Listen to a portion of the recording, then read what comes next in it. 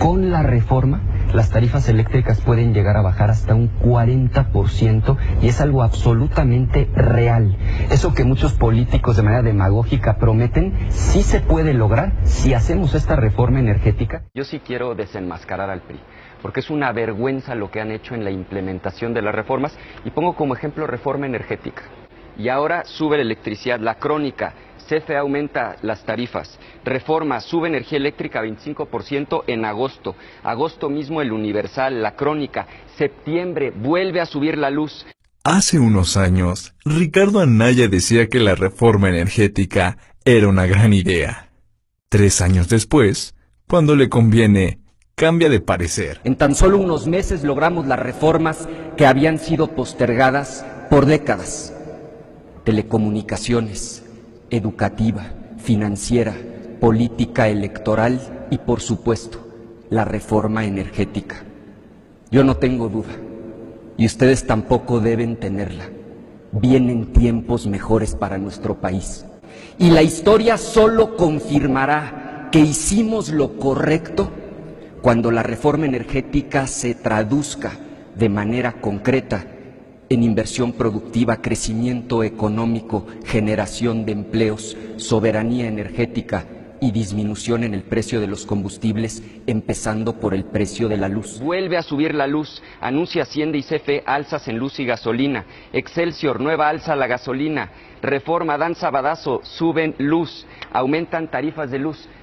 Convencido de que ha sido un periodo histórico para el país, Pascal, en los últimos meses, México vivió su transformación institucional más profunda desde que hace 100 años, en 1917, nació nuestra Constitución. Fueron tantas las reformas que no hemos terminado de dimensionar la magnitud de los cambios. Reforma laboral, educativa, de transparencia, de telecomunicaciones, política electoral, energética, convencido de que vamos por la ruta correcta. El país no va por el camino correcto.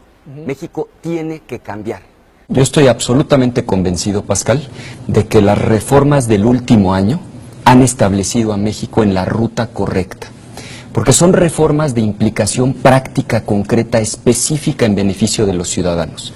La reforma educativa no son simplemente buenos deseos. La reforma de telecomunicaciones es también muy concreta, más competencia para que bajen los precios y mejore el servicio. Cuando tú ves que ya somos el país más desigual de toda la OCDE, cuando ves que tenemos más pobres de los que había hace 20 años, cuando ves que este año 2017 es el más violento de los últimos 20, concluyes, México tiene que cambiar. Habremos triunfado cuando la reforma se traduzca en que mejore la calidad de vida de las mexicanas y los mexicanos. Señor presidente, señoras y señores, en estas extraordinarias fechas de convivencia con la familia, podremos mirar a nuestros hijos a los ojos con plenitud interior, con la plenitud que da el deber cumplido. Muchas felicidades y que viva México. ¿Qué piensa de José Antonio Meade? Que representa la continuidad, que es el candidato, usando el término de Silva Herzog en su última columna, de los satisfechos, los que puedan dormir tranquilos con un año en el que vamos a acabar con 30,000 homicidios, los que puedan estar tranquilos con estos niveles mediocres de crecimiento, los que crean que vamos bien cuando hace 20 años había 47 millones de pobres y hoy no solo no hay menos, hay 53 millones, los que estén satisfechos con esa tragedia ya tienen candidato, es el candidato del PRI. Ahora los gobiernos panistas han contribuido también a estos números. Quienes queremos, justo a eso voy, reconozco en el gobierno de Vicente Fox que fue un error garrafal no haber desmantelado las estructuras clientelares corporativas. Se robaron 1,000 millones de pesos del sindicato de Pemex. ¿Qué le hicieron al líder sindical Romero Deschamps? Y también lo dije del gobierno de Felipe Calderón. Se pactó con una lideresa sindical corrupta como fue Elba Ester Gordillo. Se le entregó a su yerno el control de la educación preescolar, primaria, secundaria, el futuro de 25 millones de niños. Regresó el PRI y México no va por el camino correcto. La economía va mal, la violencia aumenta, la corrupción está peor que nunca. El PRI se tiene que ir. Y la opción tampoco es López Obrador. De él no hay nada nuevo que decir.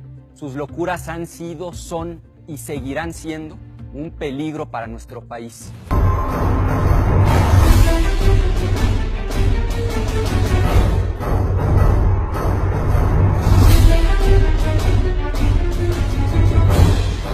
El panista Ricardo Anaya será el candidato presidencial de Por México al Frente.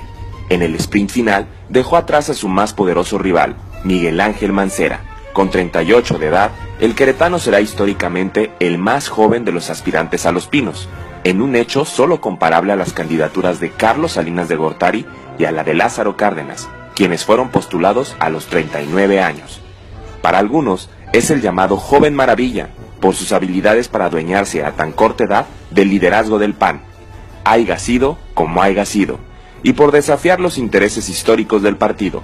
Lo instalan como un político astuto, natural, con instinto. Para otros, empero, Ricardo Anaya es el plan B de un gobierno que de la mano del sistema solo tiene una meta para el 2018, que Andrés Manuel López Obrador no se siente en la silla del águila. Para nadie es un secreto que en la complicada recta final que presagiaba el quiebre del frente político integrado por el PAN, el PRD y el Movimiento Ciudadano, Anaya contó con el empujón definitivo desde Los Pinos. Al final del día, alguien convenció al presidente Enrique Peña Nieto de habilitar al Joven Maravilla como la mejor alternativa política al proyecto MID, y se operó lo necesario para hacer a un lado a Mancera.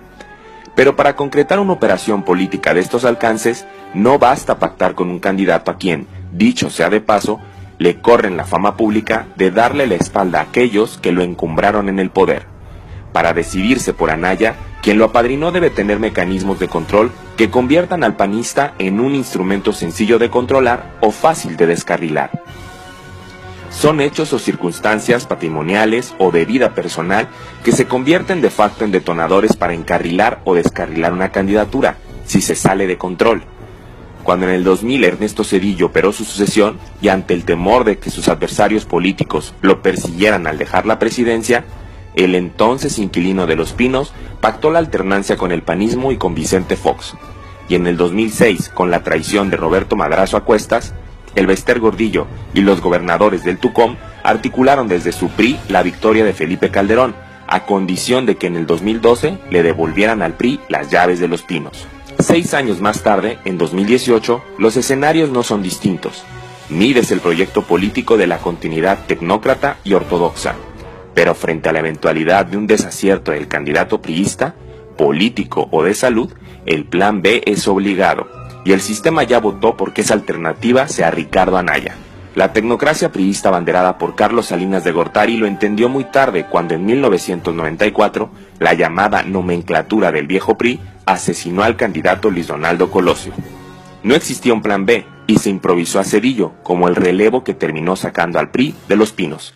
Nunca más.